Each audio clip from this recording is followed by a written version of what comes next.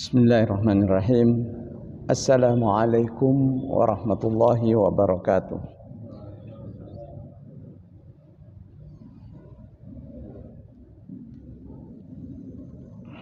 Alhamdulillahi rabbil alamin. Wa bihi nasta'inu ala umurid dunya waddin. Wa afdalus salati wa atammut taslim ala sayyidina Muhammadin wa alihi wa ashabihi ajma'in. Allahumma akhrijna min zulumatil wahmi wa akrimna binuril fahm waftah alaina bima'rifatil ilmi wa sahhil akhlaqana bil hilm waj'alna mimman yastami'una al-qawla fayattabi'una ahsana. Subhanaka la ilma lana illa ma 'allamtana innaka antal alimul hakim. Amma ba'd. Alhamdulillah, mari kita bersyukur pada Allah. Pada zuhur hari ini kita kembali mendapat kesempatan, kekuatan, dan tertuntun hati, pikiran, dan jiwa kita beribadah kepada Allah. Setelah itu kita kembali terdorong untuk menambah pengetahuan kita, melihat hal-hal yang berguna untuk kepentingan kita dunia dan akhirat.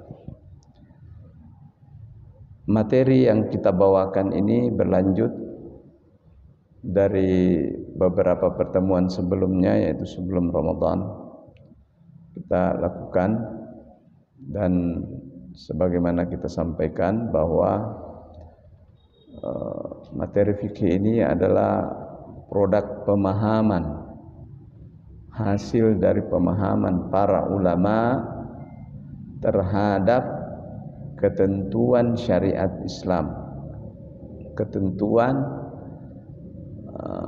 yang digariskan oleh Allah dan Rasul-Nya, yang difahami oleh para ulama secara baik dan ditulis, dipergurukan, dan otentik sepanjang masa.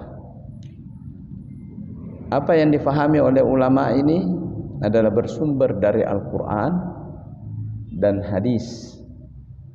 Jadi ketentuan fikih ini adalah ketentuan Allah Subhanahu wa ta'ala yang difahami secara benar oleh para ulama, dan itu juga lah yang menjadi tuntunan kita. Ada penanggung jawabnya, bukan tafsiran dan pemahaman lepas terhadap satu persoalan. Baik, pada kesempatan yang lalu telah kita kaji tentang pembagian daripada syariat Islam itu seperti apa, dan kita telah bagi bahwa ada yang berhubungan dengan hubungan kita kepada Allah Subhanahu wa ta'ala. Kewajiban kita kepada Allah namanya fikih ibadah. Kewajiban kita kepada sesama namanya fikih muamalah. Kewajiban kita kepada keluarga, ya, turunan kita, dan tanggung jawab kita namanya fikih usrah, fikih keluarga. Kewajiban kita terhadap tatanan hukum yang ditetapkan oleh Allah berupa pelanggaran. Apabila kita melakukan pelanggaran, apa hukumannya, ya, maka itu diatur dengan fikih jinayah namanya. Nah, kita masuk kepada fikih ibadah. Dalam ibadah itu telah kita jelaskan bahwa dibagi atas 5. Ada yang berhubungan dengan sholat, ada yang puasa, ada yang zakat, kemudian ada haji dan umroh, dan ada yang memasukkan bahwa kewajiban jihad juga masuk dalam ibadah. Ya, nah, untuk memperbaiki ibadah kita, yang pertama dulu kita perbaiki adalah sholat. Nah, untuk masuk ke dalam sholat, sejumlah hal yang perlu dilakukan oleh orang Islam, sejumlah hal yang perlu dilakukan oleh orang Islam sebelum salat, namanya syaratnya salat. Jadi syarat adalah sejumlah hal yang dilakukan oleh orang, yang dikondisikan orang untuk bisa salat. Yang pertama apa itu? At-tahara, dia harus suci. Jadi sebelum dia salat suci. Kesucian ini bukan bagian dari rukun salat, tetapi tidak bisa orang salat kalau tidak dalam keadaan suci. Ya, apalagi syaratnya saya cuma ingatkan kembali, masuk waktu salat. Tidak bisa orang ya, kalau belum masuk waktunya. Kemudian apalagi syaratnya, yaitu menghadap ke kiblat. Kita harus tahu kiblat. Tidak bisa orang salat kalau tidak tahu di mana arah kiblat. Kecuali kalau tersesat di hutan, maka pastikanlah salah satu kiblat mungkin di sini, salatlah sudah. Allah Subhanahu wa taala terima. Atau di tengah laut, atau di atas kendaraannya berputar-putar, atau di dalam keadaan berperang. Dalam keadaan berperang, orang ingin salat, maka caranya salat adalah menghadap ke arah musuh. Di mana musuhnya, di situ kita menghadap. Nah, dalam keadaan biasa menghadap kepada petunjuk seperti sudah ada mihrabnya. Baik, salah satu yang terakhir kita kaji adalah taharah. Sebelum kita sholat kita harus suci. Suci dari apa? Ada dari dua. Suci dari benda, yaitu najis, ain. Yang kedua, suci dari status kotor, yaitu najasatul hukmiyah namanya. Ada yang secara hukum, ada yang secara ain. Apa itu yang ain? Gampang yang ain. Semua kotoran manusia, baik yang keluar dari depan atau yang dari belakang, adalah kotoran. Kotoran binatang adalah kotoran. Dan apabila itu ada pada tubuh kita, tempat sholat kita, maka tidak memenuhi syarat taharah. Kalau tidak memenuhi syarat bersih, suci, maka sholat tidak bisa dilakukan. Ya, jadi sangat logik sekali ini Islam ini sangat penuh dengan logika dan penuh dengan tatanan kebersihan. Nah, sekarang yang dimaksud dengan tahara saya ingatkan kembali supaya kita nanti masuk runtut. Tahara bersih dari najis, sudah kita tahu najis. Sekarang yang tidak najis tetapi secara hukum adalah status seseorang yang tidak bisa melakukan salat tapi tubuhnya bersih. Nah, dia dianggap kotor tetapi kotornya itu tidak ada nempel di badannya kotoran, tapi dia belum bersih. Misalnya orang habis kentut. Nah, kalau orang habis kentut diperiksa masih bersih badannya, bisa nggak dia salat? Kotor Anda. Kotorannya bukan dari kotoran yang benda, tetapi kotoran yang hukum. Status dia untuk mengangkat kotoran itu dengan berwudu. Berwudu dengan menggunakan air. Tidak ada air, ya ada penggantinya, yaitu bisa menggunakan tanah tayammum. Nah, atau ada air tapi dia sakit, tidak bisa pakai air karena bernanah-nanah tangannya misalnya, boleh dengan tayammum. Nah, tayammum pakai tanah. Kalau tidak ada tanah, penggantinya tanah, yaitu debu-debu yang menempel di dinding yang berasal dari tanah. Seperti itu bisa. Kalau tidak ada debunya langsung. Jadi itu, apalagi status lain daripada seseorang itu kotor, yaitu orang yang habis haid. Sudah dia bersihkan, sudah tidak ada lagi keluar, ya. Dia itu mandi juga setiap hari, tetapi dia bisa salat tidak?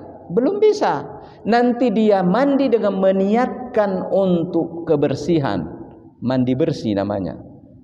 Nah, ini baru bisa menjadi bersih. Tidak ada air, boleh dia tayammum. Iya. Nah, inilah yang dimaksud dengan kebersihan di dalam Islam.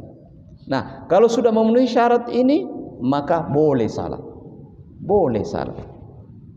Jadi sesuatu perbuatan yang kita lakukan sebelum salat.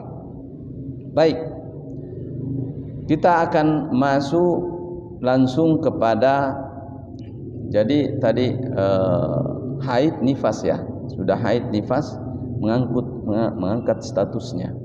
Jadi cara mengangkat status kita dari tidak bersih menjadi bersih disebabkan karena kotoran yang tidak sifatnya nyata adalah harus dengan melakukan perbuatan yang ada niatnya. Bedanya membersihkan dari kotoran yang nyata dengan kotoran yang tidak nyata adalah niat. Kalau kotoran tidak nyata, biar tidak niat, Pak. Jadi kita habis kencing, kita habis buang air kecil, bersihkan saja, tidak usah niat. Bersih. Di masjid ada binatang di halaman masjid yang kencing, atau ada kotoran kucing, ya, tiba-tiba ada hujan, terkena hujan, kemudian dia ini bersih dengan sendirinya, tidak perlu pakai niat. Atau ada orang yang ambil pengepel dia kasih bersih, sudah tidak usah pakai niat. Ini ada sini kotoran tai cicak misalnya jatuh, sudah bersihkan, tidak usah pakai niat.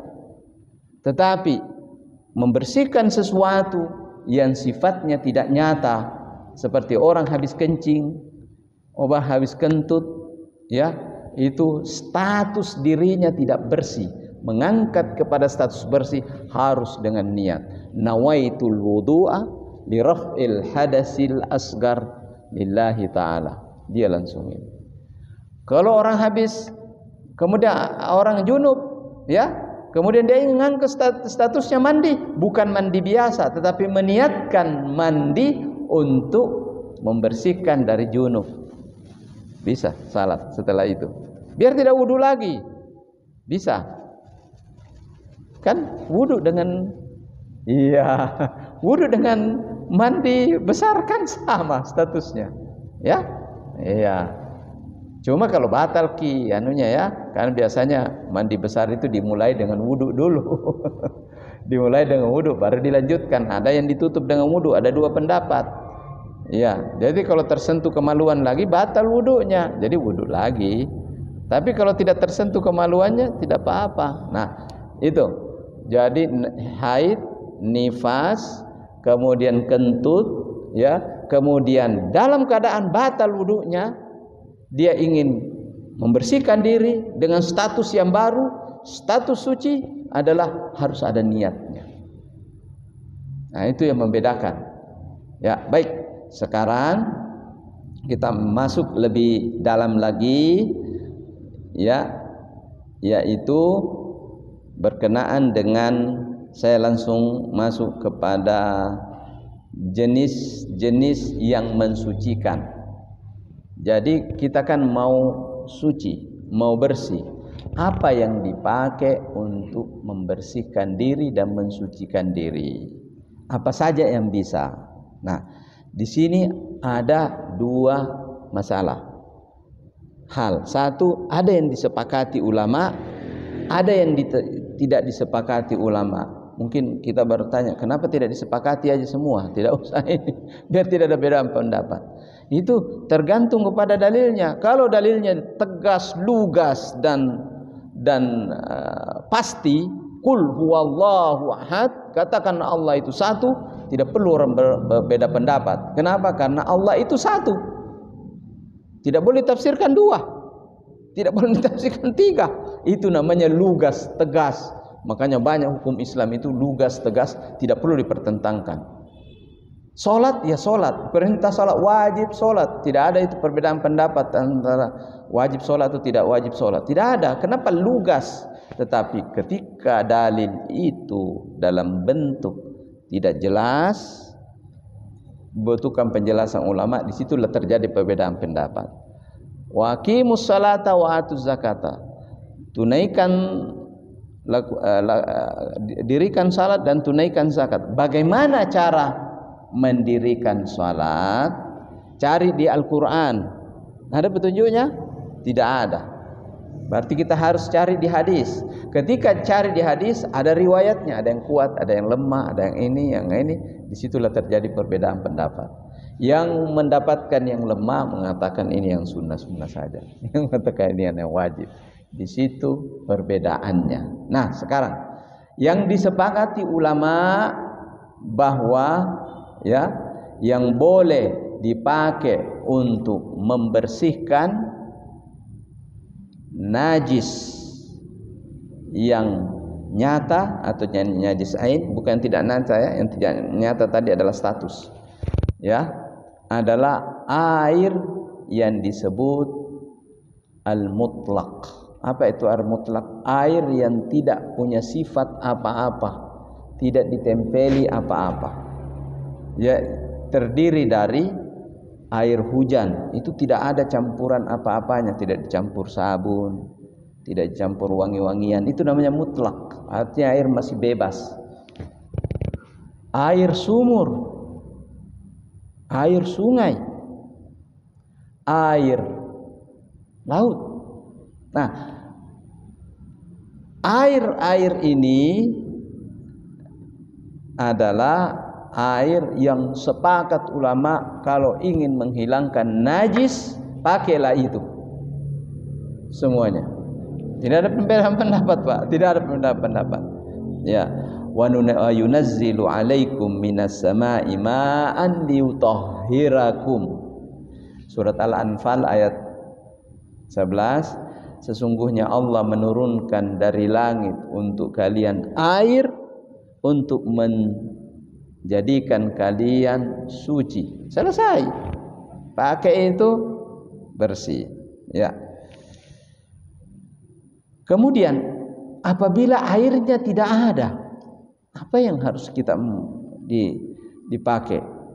Boleh pakai batu. Boleh pakai batu di dalam menghilangkan. Ya. Dulu Nabi kana idza adhaba ab'ada. Nabi kalau ingin buang sesuatu dia menjauh. Tidak ada WC ya pada zaman dahulu. Kayak WC-WC pribadi. Sekarang di masjid saja ada WC kadang-kadang. Ya, dulu masyarakatnya adalah masyarakat nomaden, masyarakat berpindah-pindah, padang pasir. Jadi jauh ke tempat jauh. Ketika orang kembali dari tempat itu, kotorannya sudah kering. Panas kondisinya. Tidak ada air di tempat itu, penggantinya air yaitu al-waraq, batu. Ya, batu. Batu yang sifatnya bisa meresap. Jadi Nabi kadang bawa tongkat, kayu boleh. Ya. Kemudian air, kalau sedikit air, airnya terakhir. Dibuangkan dulu yang ininya, yang kotoran besarnya. Kalau sudah bersih, terakhir pakai air, tinggal sedikit air. Itu namanya menghemat air. Tapi kalau kita di sungai, ya sudah, tidak usah pakai batu, langsung saja air. Atau air ledeng, ya kita sudah banyak, alhamdulillah. Konsepnya nanti di surga itu air begitu mengalir-ngalir. Tajri min tahtihal anhar. Konsepnya sekarang sudah mulai dipakai orang. Di mana-mana bisa kita kasih keluar air, dari sini bisa. Ya. Baik, jadi itu sah. Nah, sekarang tidak ada air di beberapa tempat, ada tisu. Boleh pakai tisu. Karena itu pengganti batu, pengganti benda yang meresap. Yang penting dia meresap, jangan yang mengkilat. Seperti itu. Mengkilat seperti ini tidak bisa. Ya, masuk akal juga, tidak bisa, bagaimana mau menghilangkan itu. Tetap ada lengket, tidak meresap masuk. Jadi tisu itu boleh. Ya, dibersihkan sebersih mungkin. Kalau ada air tambahannya sedikit, boleh. Kalau tidak ada air juga yakin. Ya, tidak ada bendanya, tidak ada baunya, ya, tidak ada warnanya. Sudah perhatikan, tidak ada bau, tidak ada warna, tidak ada rasa. Rasa maksudnya bau ya. Sudah yakin bersih. Kalau yakin bersih, maka yakin di sisi Allah Subhanahu wa taala diterima. Kalau ada yang tersisa, Allah ampuni. Innallaha ghafurur rahim. Ingat itu, innallaha ghafur. Jangan was-was. Orang Islam tidak boleh was-was. Itu yang disepakati para ulama. Ya. Jadi kemudian yang kedua, alat untuk membersihkan tadi najis hukum juga adalah air. Alat untuk membersihkan najis yang secara hukum, jadi najis yang tidak nyata yaitu orang kentut. Mau dibersihkan, ya, bukan di tempat keluarnya kentut yang dibersihkan, tetapi dengan berwudu. Sama dengan tadi orang habis haid, dia sudah bersih, tapi dia perlu niat lagi mandi satu kali untuk bersih. Begitu juga yang habis melahirkan, begitu juga habis junub, kan seperti itu. Nah, alatnya adalah juga air. Tidak ada air pakai tanah. Jadi selesai, orang Islam pasti bersihlah. Tidak ada alasan untuk tidak menjadi suci. Itu yang disepakati ulama. Sekarang yang tidak disepakati ulama, ya, air mutlak tadi disepakati. Ya. Kemudian apa lawannya air mutlak? Air yang tercampur satu bahan sedikit. Misalnya, ya, air teh. Air teh ini bisa dipakai membersihkan najis, tetapi tidak bisa dipakai membersihkan najis yang sifatnya tidak nyata. Apa itu? Orang kentut berwudu dengan air teh, bisa nggak? Tidak bisa. Dia harus air mutlak. Tetapi kalau ada kotoran dibersihkan air teh, bisa nggak? Bisa, kan bersih dia. Pakai air teh bisa. Kemudian air bunga bisa. Apalagi air yang bercampur dengan kapur bisa. Ya, kalau ada kotoran bisa, ya. Tetapi untuk mengangkat status yang lebih ini harus air mutlak. Nah, jelas Pak ya? Jelas Pak ya? Ya, alhamdulillah. Ya. Jadi itu tadi air mutlak. Sekarang al-ma'iat at-tahirat. Ada air yang disepakati oleh para ulama itu suci dan tadi bisa mengangkat najis tadi. Apa itu? Ya, adalah air yang dihasilkan dari proses pemerasan. Tebu, peras, ada airnya, boleh dipakai membersihkan najis ain yang nyata, tetapi najis yang tidak nyata tidak bisa, ya, tadi ya. Kemudian apalagi air bunga, ya. Kemudian ada beberapa air kelapa bisa untuk membersihkan najis ain. Nah, ada air yang sifatnya air tidak disepakati oleh ulama dan tidak boleh pada sebagian besar ulama dipakai membersihkan. Air yang sifatnya melengket. Air juga, madu misalnya. Madu juga dihasilkan tidak diperas Pak ya. Dia sudah keluar juga langsung. Madu. Nah, ini tidak bisa dipakai untuk membersihkan ini, ya. Layan asir,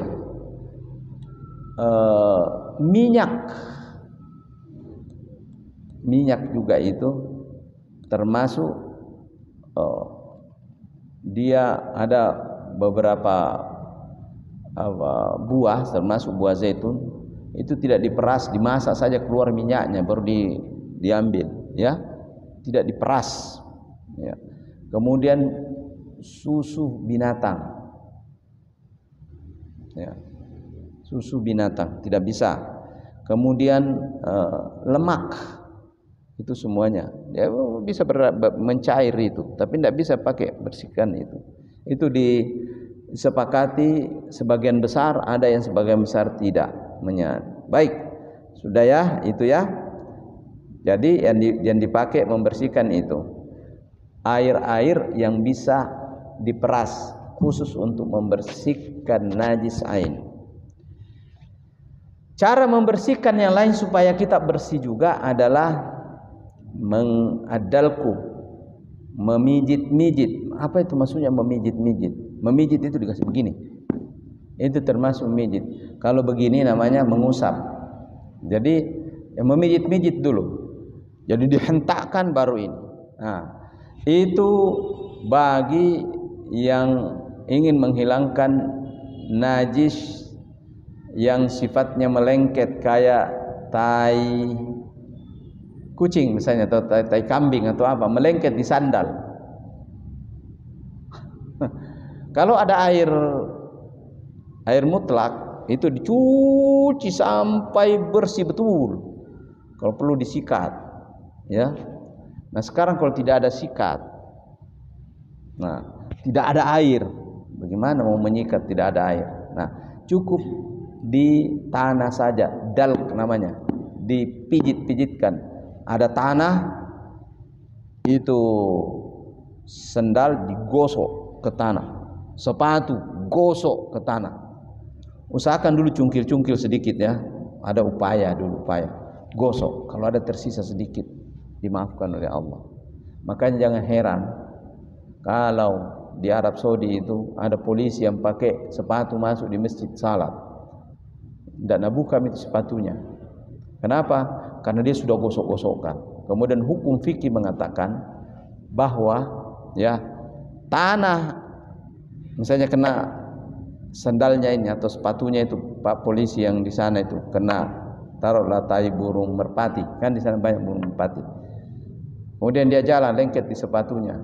Langkah pertama itu sudah membersihkan. Tanah yang dia sentuh itu sudah membersihkan, tapi belum bersih. Langkah keduanya dalam sepatu yang sama. Jadi kalau kanan 3 kali langkah kanan, kiri 3 kali langkah kiri.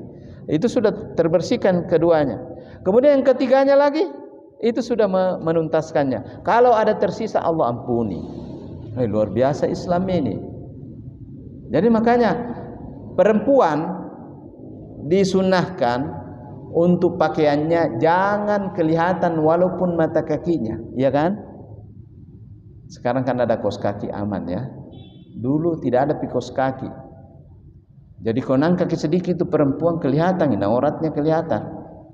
Jadi bagaimana caranya dulu? Jadi lewat isbal bagi perempuan tidak apa-apa. Ya. Yang bagi laki-laki apa-apa kalau itu adalah adatnya orang jahiliyah dulu. Kalau panjang pakaiannya itu orang terhormat, hebat, orang hebat. Nah, itu adalah tatanan. Ketika orang menggunakan tatanan itu, makanya dia di neraka. Orang isbal dengan prinsip seperti itu di neraka. Tetapi orang tidak prinsipnya seperti itu, seperti Abu Bakar. Abu Bakar ini adalah orangnya kurus. Kenapa tidak kurus? Makannya sedikit, ibadah malamnya banyak, ya, si tidurnya sedikit. Jadi orang Bugis bilang taluru-loru. Jangan kaki naik begini, turun lagi ke bawah. Dan pakaiannya dulu sahabat mirip-mirip pakaiannya orang Indonesia. 2 potong, Pak. Ini yang saya pakai ini bukan pakaiannya para sahabat ini. Di belakang ini baru ada ini. Simple ini, pakaian simple. Bapak juga pakai. Tapi yang Bapak pakai itu seperti itu 2 potong, Pak. Ada bagian atas, Nabi juga ada bagian bawah. Terpisah itu. Kalau cocok-cocoknya, celana panjang juga tidak dikenal pada saat itu. Berarti ya cocok sarung ini. Cocok ini sarung ini, kayak sarung. Nah itu Abu Bakar setiap nangka naik begini, turun lagi ke bawah. Keluar hadisnya Nabi. Bagi yang laki-laki yang menggunakan pakaian panjang itu di neraka. Ya, apalagi mau ibadah, menghadap Abu Bakar, ya Rasulullah, di neraka mas saya ini. Karena terus kaki naik turun lagi. Laisa alaika ya Abu, bukan untukmu ya Abu Bakar. Ya, kamu tidak menggunakan itu untuk suatu kesombongan, tidak apa-apa. Biar turun itu, kalau bukan untuk kesombongan tidak apa-apa. Ya, kamu tidak termasuk. Karena ada itu, semua orang yang kepanjangan celana panjangnya bukan tujuannya untuk status gaya-gaya. Pakai ada tahun 75 itu kan pernah itu ada statusnya orang pakai celana panjang itu yang menyisir tanah ya, seperti itu. Nah, itu tidak apa-apa kalau tidak untuk kesombongan. Sekarang bukan itu yang kita bahas. Apakah yang dipakai oleh perempuan itu sampai ke tanah, dipakai kemudian salat, itu bersih enggak? Nah, apakah dia memenuhi syarat tahara? Atau laki-laki yang kepanjangan celana panjangnya karena belum sempat dia potong, dia beli di toko, nanti besok saya potong. Tidak ada potong sampai 1 tahun, sampai 2 tahun, sampai 3 tahun. Nah lupa terus. Ya saya juga pernah begitu. Bagaimana statusnya itu? Itu tetap bersih. Kenapa? Karena tarekan pertamanya adalah membersihkannya, dibersihkan oleh tanah yang sebelumnya. Tarekan keduanya membersihkannya. Tarekan ketiganya adalah mensucikannya. Dia bisa dipakai salat. Persis sama hukumnya dengan sepatunya tadi Pak polisi. Bukan polisi sini ya, polisi Arab Saudi. Ya. Dia pakai masuk dia gosok-gosokkan dulu. Langkah pertama, langkah kedua, langkah ketiga, setiap kaki karena ketiganya sudah membersihkan, boleh dipakai. Jadi jangan mikir ragu-ragu. Kalau dari rumah kepanjangan ki bajuta, kemudian tarik-tarik di tanah, yang penting jangan sengaja itu ada najis, ku sengaja deh begitu, tidak bisa. Nah itu bisa kena itu, ya kelalaian. Tapi kalau tidak sengaja ada bersih. Jadi intinya kita ini taharah adalah keyakinan. Kemudian kita sudah upayakan dengan maksimal, kemudian yakin karena Allah, selesai. Sekarang ada juga orang mengatakan, tadi kalau tidak salah ada menetes ini satu, tapi pergi ku cek tidak ada ji. Cuma kalau biasanya ada perasaan menetes, ada betul. Nah itu ada setan itu yang menggoda itu di situ. Ya kita harus pastikan. Sekali pulang ki ganti celana dalam, selesai. Atau sekali bilang ki tidak ji, yang penting tidak kuliah ki tidak atau tidak ji ini, sudah salat diterima salat. Tapi kalau dalam salat dalam keadaan ragu-ragu, tidak boleh. Itulah orang Islam harus mantap. Umar bin Khattab pergi ke masjid, ya seperti kita juga kalau sore-sore, ayolah kita cepat-cepat ke masjid lah. Kalau di sini kan sudah assalatu wassalamu alaikum, wah cepat-cepat mau dapat saf pertama atau takbiratul pertama. Jalanlah Umar itu. Nah dulu itu juga ada rumah-rumah bentuknya sudah lantai atas ada, rumah bagian bawah, rumah bagian atas sudah ada. Jadi lewat di lorong-lorong rumah di Madinah itu ada corong airnya orang begini, ya corong airnya begini ada menetes-netes, terkena bahunya Umar ini. Sudah jauh ini dari rumahnya, baru tidak ada WC umum di masjid. Bila mau dibersih-bersihkan sedikit air di situ atau apa? Ya. Lihat ada orangnya. Hai pemilik corong, saya ketetesan airmu. Jangan pernah kau bicarakan, beritahu saya air apa itu. Diam kau saja. Pergi. Kalau diberitahu bilang itu air kotoran, dia harus pulang. Jangan kau kasih tahu ke air apa ini. Jangan pernah engkau beritahu saya air apa itu yang menetes di punggung saya. Jadi dia pergi salat, tenang dia pun. Begitulah kita mensikapi masalah kebersihan. Harus kita bersih, tetapi ada standarnya itu di sini, di dalam hati manusia. Jadi tadi bersih apa ya? Pakaiannya perempuan yang ketarik-tarik itu bersih. Ya, jangan ragu-ragu ibu-ibu. Ya, misalnya bawa mukena apanya kah itu? Ya, mukenanya panjang ke bawah daripada kelihatan auratnya, ke nyentuh-nyentuh tanah sedikit, maka sentuhan berikutnya itu yang ketiga adalah membersihkannya. Begitu juga laki-laki. Ya. Kemudian apa lagi selanjutnya? Kita lihat lagi.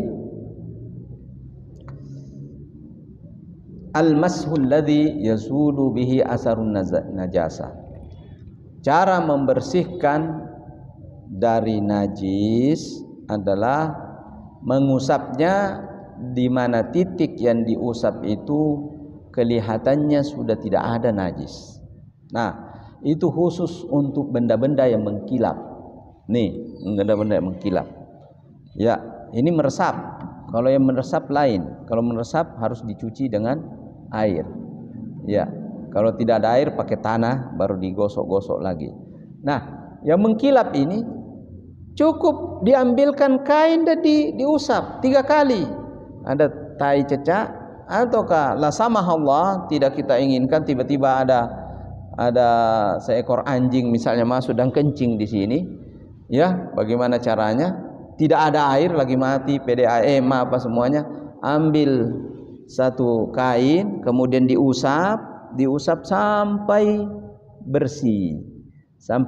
Usapan-usapan yang ketiga itu sudah membersihkannya. Itu. Ada orang mau menjemur, langsung mau menjemur.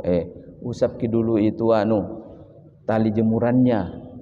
Itu kan tali jemuran bisa ada burung yang nempel di situ, atau bisa juga ada tikus-tikus kecil lewat dia kencing di situ, di tali-tali itu.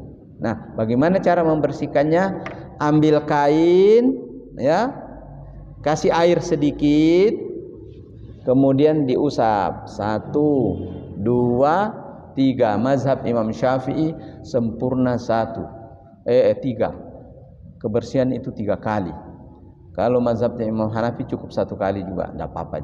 Yang penting sudah terjadi yang namanya proses mengusap. Walaupun 1 kali, Imam Hanafi bilang boleh nih. Tapi Imam Syafi'i belum 3 kali Ya. Kenapa? Karena banyak hadis Nabi menyempurnakan sesuatu itu harus dengan 3. Ya. Jadi diusap itu tali jemuran, masih basah, tunggu angin mengeringkannya. Jadi proses pembersihan selanjutnya adalah angin. Ketika dia terkena angin, kemudian dia kering, proses pengeringan itu juga sendiri adalah membersihkan dari najis. Bersih jemur pakaian tak. Seperti itu tata caranya. Itu proses selanjutnya, ya. Diingatkan saya kalau sudah waktunya tanya jawab, ya. Ya. Soalnya ini mengalir terus ini. Ya. Ya. Baik, al-jifaf, mengeringkan tadi. Bisyamsi awil hawa wasawali asarin najasa. Di rumah banyak anak kecil lagi main nih. Ya, kita tahu anak kecil kencingnya, anak kecil wanita yang masih balita di bawah itu disepakati najis. Ya. Di situ ada filosofinya, tidak kita akan masuk ke filosofi kenapa kencing perempuan dan kencing laki-laki berbeda. Ada yang dipercik, ada tidak. Itu penelitiannya, ilmu kedokteran menemukan itu. Ya. Ya. Nah, ada namanya al-jifaf.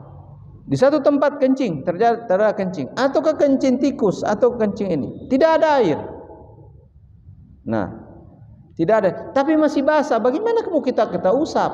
Nah, dia basah. Pertama-tama dilakukan adalah proses pengeringan. Buang airnya dia sampai kering.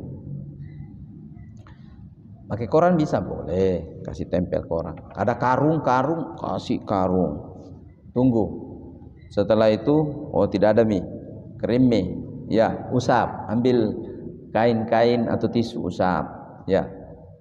Lihat proses pengeringan. Boleh dilakukan proses pengeringan, dipanasi boleh. Ya, atau buka saja jendela, datang angin, dia ini. Ketika dia sudah kering, boleh salat di atasnya. Jangan ragu-ragu. Boleh salat di atas. Karena dia terproses, proses pembersihannya melalui al-jifaf, pengeringan, dan hawa, melalui udara. Ya, boleh. Nah, jadi membersihkan ini mimbar ini tidak usah diangkat ke sana. Mungkin siapa tahu ada tai cicak ini. Pergi angkat dari mimbar ke sana. Jangan. Ambil tisu aja, gosok-gosok, lap-lap, semuanya sudah selesai. Ya, dinding-dinding ini kalau ada nih, sudah ambil aja tisu, lap, atau pakai kain, selesai. Ya, begitu semuanya Pak ya. Kaca-kaca di rumah itu kalau dilap-lap semuanya mengkilat, kalau sudah dilap itu sudah selanjutnya sudah merupakan proses pengeringan. Ya. Kenapa bisa begitu? Ada hadisnya Nabi. Ulama tidak hanya sedang berpendapat, zakatul ardi yubsuha. Cara membersihkan tanah adalah tanah dan yang terbuat dari tanah ya, dengan mengeringkannya. Ada hadisnya. Jadi ulama itu berpendapat, ada sandarannya. Jangan sampai ada yang mengatakan atau terfikir bahwa itu pendapat ulama, saya mau pendapatnya Rasul. Salah. Pendapat ulama itu pendapatnya Rasul yang diambil. Pendapatnya ulama itu adalah pendapatnya Al-Quran. Seperti itu, itulah fikih. Ya, baik. Ya. Jadi ini selesai. Kemudian kita lihat lagi yang lain adalah tikrarul masyi fi saubi tawil yamassul ardan najasatu wat tahira. Ya sudah tadi bahwa pengulangan 3 kali bagi baju yang panjang. Ya. Al-farqu, mengerik-ngerik. Ya. Ada baju kita pakai terkena kotoran, tai burung. Lagi kita jalan, tai burung. Tapi kita tidak tahu. Oke, salatnya sah. Diampuni oleh Allah. Innallaha yarfa'u an ummati al-khata'a wan nasyana wa mastukriha alaih. Sungguhnya Allah mengangkat pada umat, kata Rasul sallallahu alaihi wasallam, yang salah, tidak faham, ya, lupa dan atau dipaksakan. Kerjakan ini, kalau tidak saya pukul kamu. Kalau dia kerjakan tidak ada dosanya. Ya. Itu. Nah, ini berkenaan dengan ini adalah ada namanya al-farq. Di baju ini yang kita pakai tadi ada tai burung. Kita pakai salat kita tidak tahu. Tidak ada apa-apa. Tapi setelah masih dipakai lagi pergi salat asar. Waktu pergi ke salat asar, nah kok bikin teman tak? Ada orang, tai burung itu dia nunggu. Nah jauh sekali ini rumahku ini. Ya. Mau kan naik motor pulang, macet ki. Bagaimana caranya ini? Ku buka ki, ndak pakai baju dalam. Nanti nak ketawai ki orang. Namanya al-farqu. Kok biki. Kerik. Kan dia sudah kering. Kalau masih basah, ambilkan air, baru dia no, ya. Tapi sudah kering, jangan lagi diambilkan air, jadi belepotan lagi, ya. Tai kering, dikasih air dia menyebar, dikerik saja, kerik sampai kelihatan tidak ada lagi, diupayakan. Nah, sudah pakai salat, bersih, sudah bersih. Kenapa bersih? Ada perlakuan. Jangan dibiarkan, biar mideh. Enggak, kotor gitu. Harus ada upaya perlakuan. Perlakuannya tadi, apakah dilakukan dengan sempurna atau kurang sedikit? Tidak ada persoalan. Kalau kurang sedikit, Allah ampuni. Ya. Tetapi kalau tidak ada perlakuan, Allah tidak ampuni. Karena nu sengaja. Kira-kira begitu bahasanya, Pak ya. Baik, ya. Kita menyengaja kalau begitu, ya. Jadi ada hadisnya ada. Nabi Shallallahu Alaihi Wasallam dahulu sarungnya, ya pernah dia pakai, ya tidur, kemudian tidak sempat dicuci, dipakai salat lagi. Ada di situ maninya Nabi melengket. Nah, dilihat sama Aisyah, ya Rasulullah, yang kau pakai salat itu ada mani kering di situ, keruk sama Nabi. Sudah selesai, ya. Jadi ada dasarnya. Semua ada hadisnya, Pak. Ya, tapi tidak bisa diungkapkan semua karena kita tidak belajar hadis ini, belajar fikih. Ya, baik. Itu yang keenam. Ini banyak, Pak ya. Jadi kita akan stop kalau sudah ada sampai waktunya. Ya. Jadi yang keenam tadi adalah dikeruk-keruk.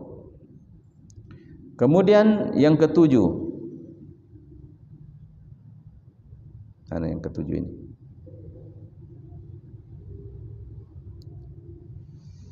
Al-farqu tadi sudah yang ketujuh. Yang kedelapan ini tata cara an-nadfu yutahhiru bihil qutnu iza nadafa wa zahaba atharu an-najasati iza kanat qalila, yaitu meresapkan. Ya, itulah tadi ya. Meresapkan. Ada sesuatu, termasuk tadi koran, ada sesuatu di tempat benda yang licin, kita meresapkan. Ambil kapas, oh ini ada kotoran ini, ingus, ya, oh ada ini ingus ini. Kalau digosok dia menyebar. Belum lagi kalau dia ahli kedokteran, wah kalau menyebar nanti hawanya naik, diisap oleh orang, wah segala macam. Ya, jadi ambil yang meresap, tutupi kapas, tutupi, baru angkat pelan-pelan, buang. Tunggu dia kering atau keringkan sekalian, selesai. Itu namanya an-nadfu.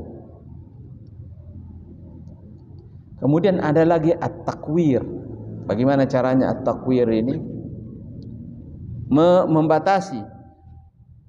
Kalau ada benda yang banyak, kemudian Ada yang terkena najis, kita bingung yang mana yang terkena najis. Maka kita harus memastikan ciri-cirinya. Oh, sekitar sini tadi menetes. Taruhlah beras, ya, 1 karung. Apalagi kalau 1 pintal, 1 karung saja, tiba-tiba ada dari atas menetes, teks di tengah-tengahnya. Manrasa orang, nggak mau dimakan ini. Ya, bagaimana caranya? Di sini menggunakan at-takwir, kasih batas sekitar ini, ambil itu sekitar itu. Perlakuan ini membersihkan semuanya. Ya, at-takwir dibatasi. Nah, bagaimana kalau air yang besar? Dia masuk kan? Kalau airnya kecil begini, dia masuk 1 tetes, semua dibuang. Semuanya. Tetapi kalau airnya banyak, kullataini, 2 kullah. Apa 1 kullah itu sekitar 350 liter. 1 kullah. Jadi kalau ketetesan ini baru kurang dari 2 kullah, berarti sekitar 700 ya. 700 liter. Ya, tidak apa-apa ji. Kalau ada ketetesan, ada tikus jatuh di situ, tak, angkat saja, buang yang kelihatan, selesai. Perlakuan sudah ada. Tapi kalau kurang dari itu, nah sekarang masakan, lagi masak ibu-ibu ada kenduri ini, bagaimana jatuh cecak di situ, apa yang mau dibikin? Buangin semua, tidak perlu dibuang semua. Ini namanya berlaku at-takwir. Ambil garis demarkasinya, ini sekitar ini. Bismillahirrahmanirrahim. Nanti Allah ampuni. Buang, tapi jangan bilang-bilang. Ya, ada cicak jatuh atau kecoa jatuh. Nah ini 2 ekor kambing ini kita masak ini. Sebentar lagi datang ada jatuh. Balas sama bagaimana? Tidak amanah ini kalau kita tidak ini. Sudah ini. Insyaallah. Mana ini bagian kecoa? Ini angkat, buang. Tak. Ya insyaallah. Minta ampun kepada Allah. Jangan bilang-bilang. Seperti Umar tadi, jangan kau bilang-bilang. Gimana Pak? Oke, ya. Bayah sampai kepada at-takwir. Masih ada lanjutannya ini banyak ya insyaallah. Baik, saya kira ini yang bisa kita sampaikan. Dan kalau ini kita ikuti, selamat dunia akhirat Pak. Dunia akhirat selamat. Fikih itu begitu. Tidak usah macam-macam. Dunia akhir ikuti saja. Dunia akhirat selamat. Pahalanya juga besar. Ibadah kita juga diterima di sisi Allah Subhanahu wa taala. Baik, terima kasih. Hadanallahu wa iyyakum walhamdulillahirabbil alamin.